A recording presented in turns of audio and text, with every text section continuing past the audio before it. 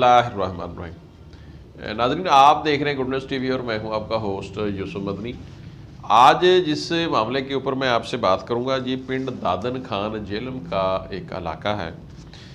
वहाँ से इस स्टोरी का ताल्लुक़ है। माँ ने अपनी 3 बेटियां, जिनकी उम्रें तकरीबन 5, 4 और 3 साल, 3 बेटियों को मौत की घाट उतार दिया। वजह क्या थी और क्यों इतना संगीन इकदाम उसने किया, ये मैं बात आपके सामने रखता हूँ। दूसरी शॉर्ट सी बात मैंने आपसे करनी है। कराची में हवाई फायरिंग जो कि खुशी में की गई, कौन सी खुशी, नए साल की। तो 11 साल अकलौता बेटा, अकलौता माँ बाप का बेटा अली रज़ा जान से गया। ये 2 बातें हैं मैं इस स्टोरी में आपके सामने रखता हूँ। जो नए आने वाले दोस्त हैं वो चैनल को सब्सक्राइब कर लें और लाइक शेयर करें। नाज़रीन, बाप रिक्शा चलाता है और माँ जो घरेलू हाउसवाइफ है, पिंड दादन खान के जे रहने वाले हैं। खातून का नाम यास्मीन है और उसके शौहर का नाम फैज़ अहमद है। फैज़ अहमद और यास्मीन की शादी आज से 5-6 साल कबल, 6-7 साल कबल हुई। आपस में ये लड़ते झगड़ते तो रहते, लेकिन मेहनत मजदूरी करता फैज़, अपना रिक्शा चलाता और अपने घर को चलाता या चलाने की कोशिश करता रहा। घर चलता रहा, लेकिन जो हालात हैं वो माली तौर पर इतने बेहतर ना हुए और दूसरा, घर में लड़ाई झगड़ा बदस्तूर रहा। इसी नतीजे में ये पिछले कोई 3 के दिन का वाक़या है कि 3 के दिन पहले मियाँ बीवी की रात लड़ाई होती है, झगड़ा होता है।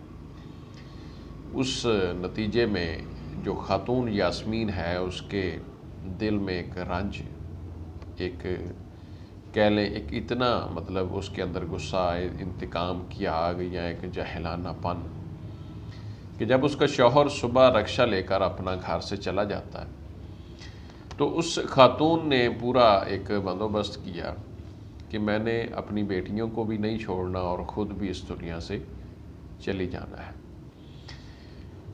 5, 4 साल, 3 साल जोया, फ़ायज़ा, जन्नत, ये बच्चियों के नाम हैं। इन बच्चियों का उस खातून ने छुरी के साथ गला काटा। नाज़रीन, ये स्टोरी इतनी दर्द भरी है कि बयान करना बड़ा मुश्किल है हमारे लिए। हम भी बच्चों वाले हैं, आप भी बच्चों वाले हैं।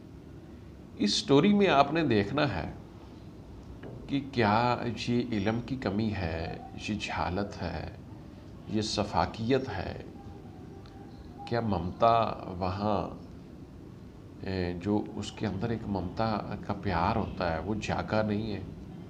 क्या मसला था? क्या इतनी बड़ी क़यामत आ गई थी कि उसने अपनी मासूम 3 बच्चियों के गले सर तन से जुदा कर दिए? नाज़रीन, गुर्बत बहुत ज़ालिम चीज़ है अपनी जगह पर। गुर्बत ठीक है, हालात बहुत सारे लोगों के तंग होंगे, लेकिन इतना बड़ा इक़दाम, अपनी तीनों बच्चियों को मारने के बाद उस खातून ने अपना पेट्रोल का बंदोबस्त कर रखा था। उसने पेट्रोल अपने ऊपर छिड़क कर अपने आप को भी आग लगा ली। उस आग के नतीजे में नाज़रीन, बच्चियां तो पहले ही दुनिया से जा चुकी थी। उस खातून का जिस्म भी तकरीबन कोई 80% से ज़्यादा कह लें झुलस चुका है। खातून हॉस्पिटल में है और बच्चियां इस दुनिया से पहले ही जा चुकी थी। उनको हॉस्पिटल ले जाया गया, उनका पोस्टमार्टम किया गया तो पता चला कि बच्चियों को गला काटने से ही मौत हुई है। खातून में भी अब ज़िंदा हो या फौत हो गई हो, लेकिन जो शख्स है रिक्शे वाला वो ये बताता है, जो खातून का बयान है वो भी यही है कि हमारे घर में झगड़ा रहता था। पैसे की कोई इतनी ज़्यादा फरमानी नहीं थी और इसी बुनियाद पर ये झगड़ा हुआ। और पिंड दादन जेलम खान, तकरीबन ये शहर फवाद चौधरी साहब का भी मेरा ख्याल वही शहर है। ज़ाहिर है इतने बड़े लेवल पे हर घर की खबर तो नहीं होती होगी इंसान को, कोई वज़ीर हो, कोई बड़ा आदमी हो। लेकिन नाज़रीन, ऐसे जो लोग हैं ये कदम उठाना बड़ा मुश्किल है, अपनी बच्चियों की इस तरह मासूम बच्चों की जान लेना, ये कोई मामूली बात नहीं है। बहरहाल हमें सोचना पड़ेगा कि हम माशरे में रहते हुए हमारी भी कोई ज़िम्मेदारियाँ हैं, हुकूमत की भी ज़िम्मेदारियाँ हैं। या तो हुकूमत के लोगों ने अपनी ज़िम्मेदारी पूरी नहीं की, या फिर मोहल्लेदारों ने अपनी ज़िम्मेदारी में कोई कोताही बरती है। 4 मासूम यानी 3 मासूम ज़िंदगियाँ और चौथी उस खातून की जिसने ये जुल्म उठाया अपने बच्चियों के ऊपर, ये ख़तरे में है। ख़तरे में एक की है, बाकी तो चली गई। बहरहाल नाज़रीन, हमें अपने इर्द गिर्द देखना होगा और सोचना होगा और ऐसे लोगों के ऊपर नज़र रखना होगी जिसका गुजारा नहीं होता। बेशक उसका घर वाला सरबराह काम करता है, उसकी हेल्प की जानी चाहिए, ये ज़रूरी। नाज़रीन, कराची का वाक़या जो हुआ है, अली रज़ा, ये तकरीबन 11 साल उम्र है, 7वीं क्लास का तालिब इल्म है, वालिद का नाम शाहिद है।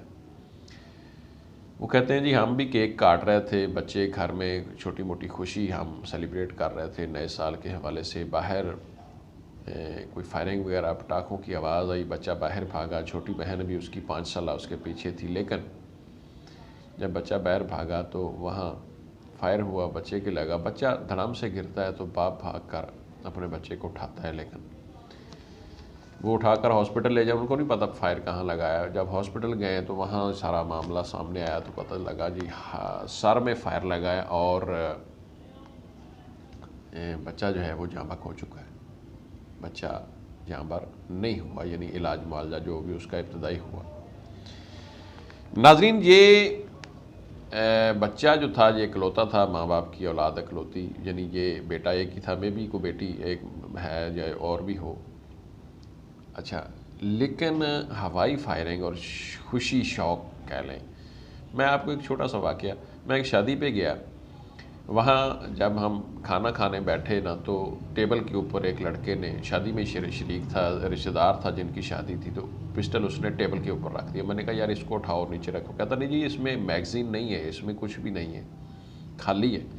मैंने कहा यार इसको नीचे उठाओ, हमने ऐसे बहुत सारे वाक़यात देखे।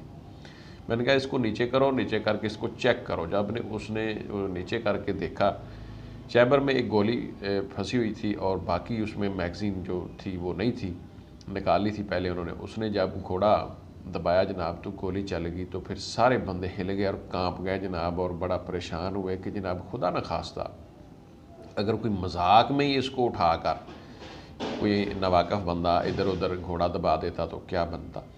इसलिए शादी, ब्याह, मेहंदी, नया साल, पुराना साल, कोई भी ऐसी रस्म हो तो असले की नुमाइश और असले को चलाना, इसके ऊपर हुकूमत को तो हम यही मशवरा देंगे, यही अपील करेंगे कि लाजमी तौर पर पाबंदी आयद की जाए। लेकिन आवाम भी आपस में इससे हर हद तक गुरेज़ करें, माँ बाप गुरेज़ करें, अपने बच्चों को कम से कम ऐसे काम के करीब ना जाने दें।